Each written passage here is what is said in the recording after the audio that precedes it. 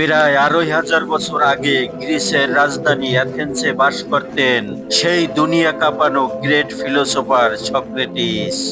Socrates রাস্তায় হেঁটে হেঁটে মূলত বিভিন্ন ধরনের ফিলোসফিক্যাল কোশ্চেন করতেন মানুষকে। সক্রেটিস মানুষকে প্রশ্ন করে করে বিভিন্ন বিষয়ে শিক্ষা দিতেন। তুমি কে, আমি কে, জীবন কি, জীবনের মানে কি, ন্যায় বিচার কি, এরকম নানাবিধ বিষয়। মুশকিলের ব্যাপার হলো সক্রেটিস এইসব ফিলোসফিক্যাল কোশ্চেন করতে করতে এবং মানুষকে এইসব বিষয়ে শিক্ষা দিতে দিতে আসলে তার নিজের সংসারের প্রতি বা তার স্ত্রীর প্রতি কোনো খেয়াল ছিল না। সক্রেটিস ঠিকমতো বাসায় বাজারঘাট করতেন না, বউয়ের খোঁজ নিতেন না, বউ সারা দিনে কি খাচ্ছে না খাচ্ছে এসব বিষয়ে কোনো খোঁজ খবর রাখতেন না। তিনি সারাক্ষণ রাস্তায় হেঁটে হেঁটে শুধু মানুষকে বিভিন্ন বিষয়ে শিক্ষা দিতেন। এইসব কারণে সক্রেটিসের ওয়াইফ জ্যান্টিপি একদিন তারে প্রচন্ড গালিগালাজ করে, তার সাথে রাগারাগি করে এবং ঝগড়া করে। জ্যান্টিপি সক্রেটিসকে অনেক কিছু বললেও সক্রেটিস কিছুই বলেননি, তিনি শান্ত ছিলেন।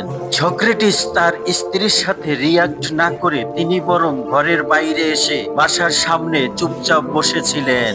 সক্রেটিস চুপচাপ থাকার কারণে তার স্ত্রী আরো রাগান্বিত হয়ে যায়।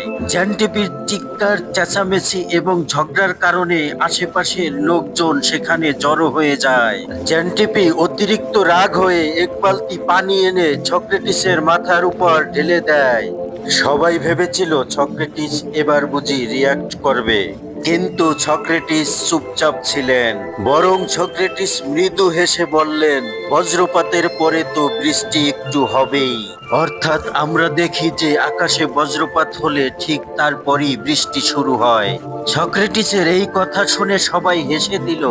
এখানে সক্রেটিস প্রকৃতির এক বাস্তব ফেনোমেনা দিয়ে তিনি কত সুন্দরভাবে সিচুয়েশনটা হ্যান্ডেল করেছে।